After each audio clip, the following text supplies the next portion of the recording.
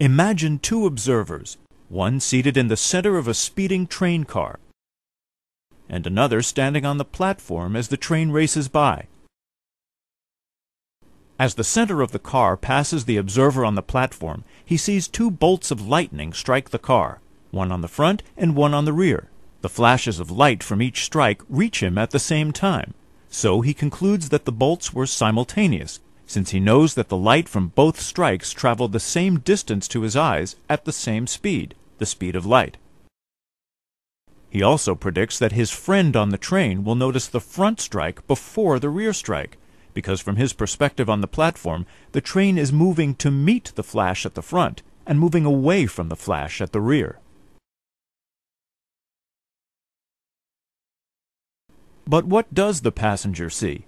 As her friend on the platform predicted, the passenger does notice the flash from the front before the flash from the rear. But her conclusion is very different.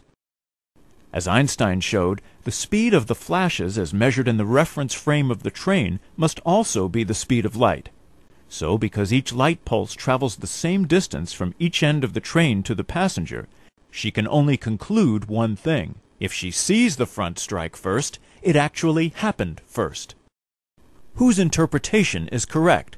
The observer on the platform, who claims that the strikes happened simultaneously, or the observer on the train, who claims that the front strike happened before the rear strike? Einstein tells us that both are correct, within their own frame of reference. This is a fundamental result of special relativity. From different reference frames, there can never be agreement on the simultaneity of events.